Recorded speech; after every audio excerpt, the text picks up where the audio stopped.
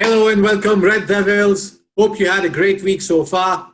We are back with another edition of Red Devils Weekly. And in this edition, we'll talk about the fantastic rebuild that's taking place at Old Trafford this year. Two stars of this rebuild are Ed Woodward and Head of Corporate Development, Matt Judge. And so far, we've made one fantastic signing in the form of a good championship player, Daniel James. Now, if you look across the English Channel at one of the best Spanish clubs in the Champions League era, Real Madrid, they've already made five signings in the same duration in which we made just one signing. They were also undergoing a rebuild under Zinedine Zidane, and they've managed to get in all of their major profile players. And what are we doing? We're haggling with Crystal Palace for Wan Bissaka. And during this period, we've been linked with a lot of players. Ole Gunnar Solskjaer has been in the market for a central midfielder, for a right back, and a central defender. We've been linked with players like Wan Bissaka for the right back position, Bruno Fernandes as a central midfielder, Khalid Koulibaly and Matthias de Ligt for centre back positions. But we've just flirted with them instead of making a move for those players. And to know more about what's happening on that front, stay tuned.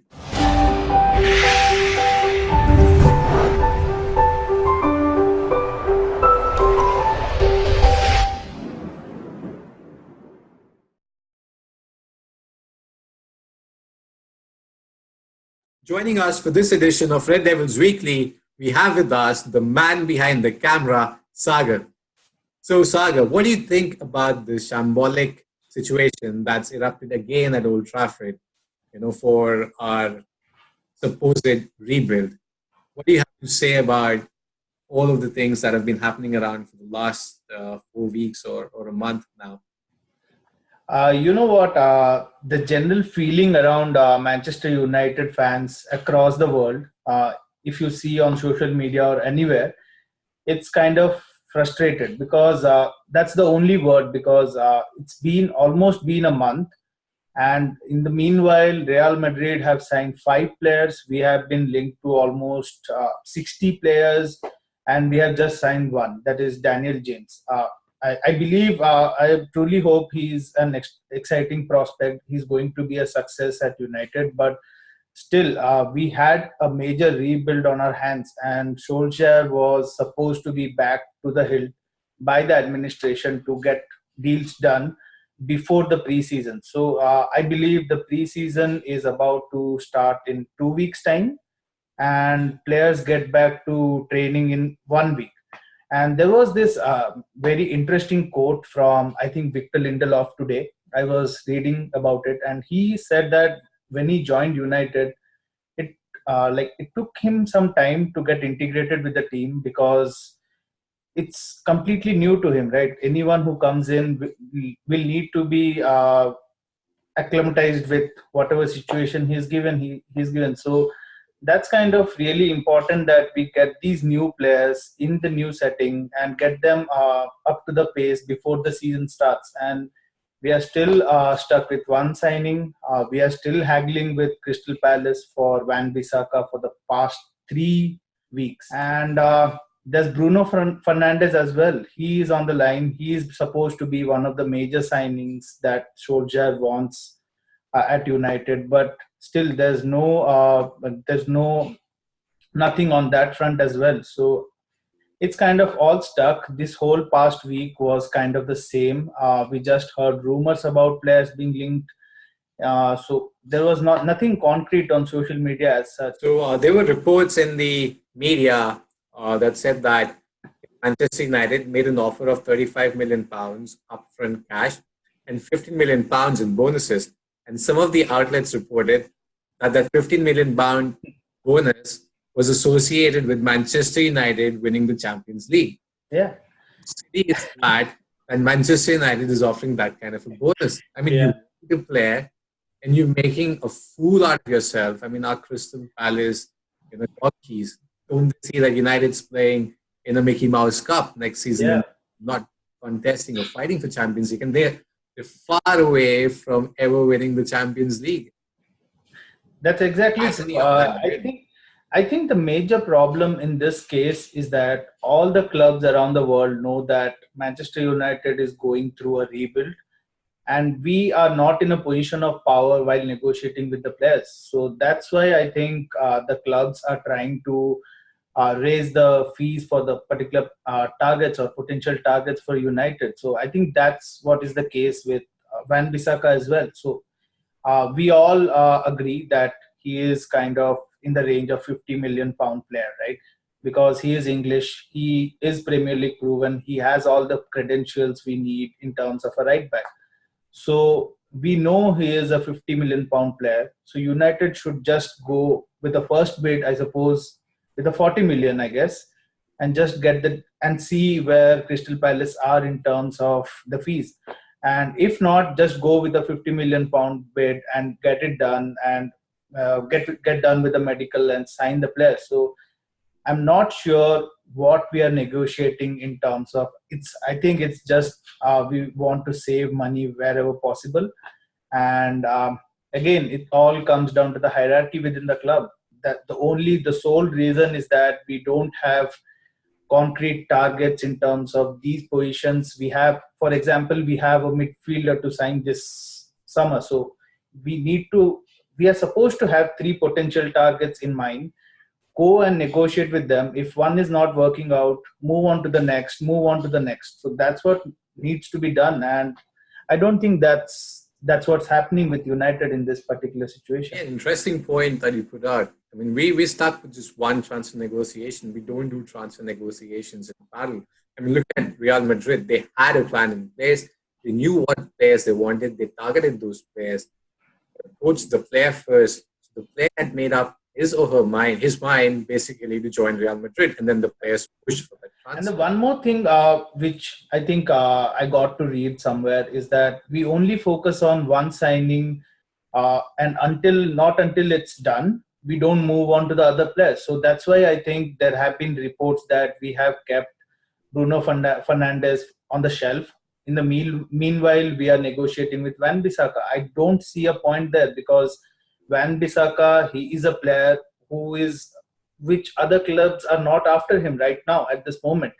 And Bruno Fernandes is a hot property in Europe right now because we have Liverpool chasing him, we have Tottenham chasing him, we have, I guess, Inter Milan or some Italian clubs chasing him as well.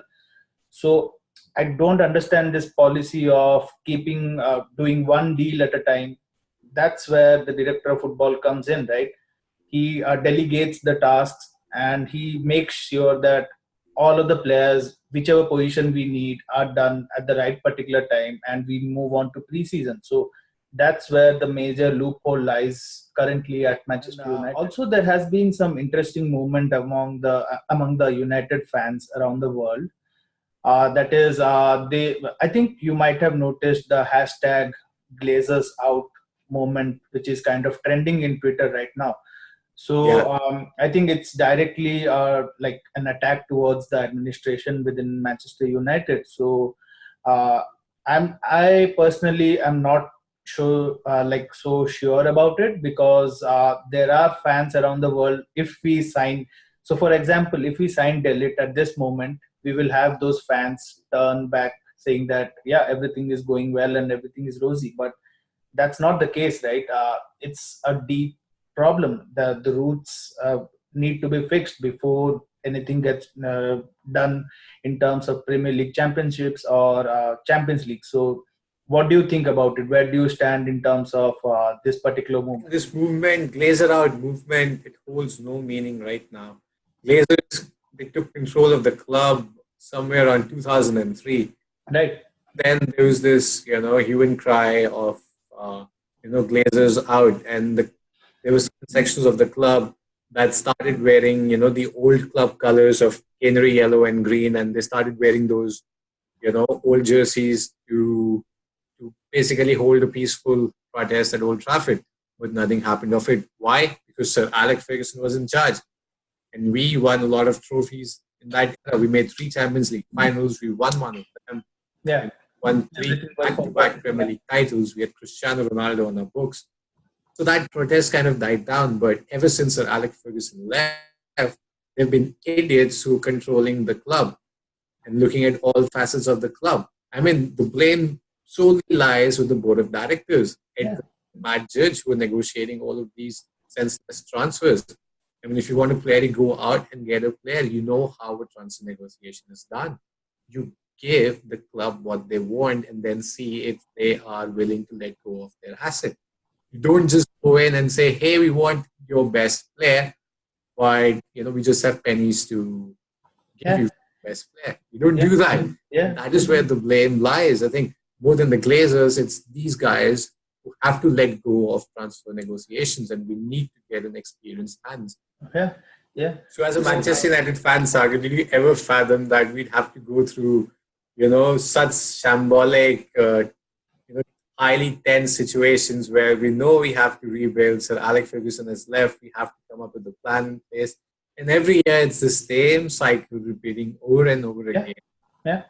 As Manchester United fans since we were kids, it just pains me to look at the state our club has gone into. Everyone's making a fool of us. They're like laughing at us. Club wants to sell a player. Who do they go to? Manchester United. PSG to get Neymar out of their books. What do? Offer Neymar in exchange for Pogba. I mean, are you crazy? We cannot afford to pay. We cannot keep hold of Pogba. How can we afford Neymar? Yeah.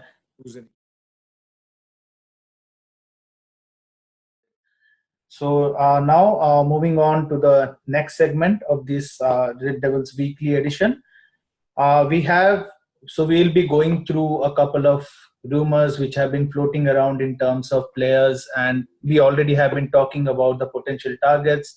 The number one being Wan Bissaka. Yeah, I think it was Simon Stone who put out saying that United are still hopeful about getting Wan Bissaka, and there has been no significant movement. As I think the other journalists were mentioning that we are already close to a done deal, but there has been negotiations going on still. I don't know. I don't know what do they do at negotiations. Hey, they just drink and sit and make some jokes and then come back. I'm not sure what's happening, but yeah, it's going to be slow. I really hope that we complete this deal within this particular week. By Friday, hopefully we get this deal done and move on to the more important target, that is Bruno Fernandes. There has been some positive news in the British media about Bruno Fernandes. I think it was James Ducker from the Telegraph who mentioned that Manchester United are still pursuing and trying to deal with Sporting Lisbon for Bruno Fernandes, and his agent was in London as well. I think he met with the Tottenham representatives and United, and we currently have a bid for him. And I think his agent has been notified that if there is other interest from other clubs, we need to be told about it so that we can make an improved bid or something like that. So yeah, that's one positive coming out in terms of Bruno Fernandes. Yeah, I've heard that Tottenham's pulled out of the race for Bruno Fernandes because they won't sign a player unless Christian Eriksen goes somewhere. So kind of tied down, in that transfer negotiation. That again gives us an open opportunity. Just go out, table a bid, and then start negotiating. In the meanwhile, we're dealing with Wan Bissaka. Yeah. And we're not even doing that. We're not even tabling a bid for Sporting Lisbon to maybe think about. Yeah. To think about. Yeah, I think there's one more very important player. I think he's free in the next month. That is Adrien Rabiot from PSG. So I think he has officially gotten an offer from Juventus. And I think there's reports coming out from Italy saying that he will be making a decision by tomorrow. And he has, I think, Manchester United have made, it's allegedly they have made an approach to Rabiot, but I'm not sure. I can definitely see it happening with Juventus. I mean, Romelu Lukaku made it clear that he wants to play Antonio Conte into Milan, and now he's made a U-turn saying that he would not. I mean, Come on. Inter Milan are giving us an option to sign Mauro Icardi, Yeah, Romelu Lukaku. Mauro Icardi has a better first touch than Romelu Lukaku. I mean, that should be reason enough to bring him to the team. Just get out, for throw sure. out Yeah. Lukaku. There's other news coming out saying that Harry Maguire will be joining Manchester City for around 80 million pounds, and he will be earning around, I think it says 280,000. 280,000. 280,000. So, would you have liked him at Manchester United at this particular rate? I if so. I mean, in this market, 80 million pounds for an English Yeah, defender, proven Premier League player, and then he's in the English national squad as well. I think that money is justified. yeah, I mean, it's rare that you can, grab hold of an experienced English player, play for your team, for and sure. Yeah. 80 million pounds for him is a good purchase, especially. So the other alternative in central defense would be Kalidou Koulibaly, as you mentioned at the beginning, and he has recently told Goal that's his like personal quotes. He says that I don't. I think he's still going. I will be at Napoli next year, but at this moment, I'm looking to play the African Nations Cup, which is playing with Senegal right now, and yeah, he wants to achieve big things in the future, and he will be making a decision in the future. So yeah, what do you think of him as an alternative? Because we are kind of losing. We are definitely not going to sign Talent. We are losing the battle with City for Maguire. So would you like Koulibaly? I mean, what other alternative do we have in the market so Yeah, far? for sure. Yeah, He's an experienced central defender. Given the fact that he'll be playing the African Cup of Nations, is a slight negative because yeah, he will be joining United for the preseason squad yeah, and be, late. But again, he's an excellent player. At 90 million pounds, it's a risk, but then, Napoli has, I mean, he's one of the best central defenders on the books of Napoli. yeah. All we can do is support the club that we love, and just hope for the best. Yeah. At the end of the day, we are just fans who can rant about, the way things are at the club or feel happy about, whenever we perform well. But at the end of the day, it's with Ed Woodward and his team and Ole Gunnar Solskjaer to do their best and the players to put in their best and put their hearts out at Old Trafford or at any other ground that they play. This edition of Red Devils Weekly. Next week, we'll be back with more news about Manchester United and the rebuilding situation. Hopefully, Aaron Wan Bissaka would have signed for us and completed his medical in the United shirt. Until then, like we always say, please subscribe, please spread the word, share our videos with your friends, with other United fans all over the world, and click the bell icon to be notified of any video that we put up. Also, we'd love to hear from you. In the comment section below, please give us your comments. Let us know how we're doing. If you want us to discuss any topic, feel free to put in a comment for that. And we'll make sure that we look at it, ingrain your feedback, and come out with better videos in the future. Until then, take care, rest well, and pray for Manchester United.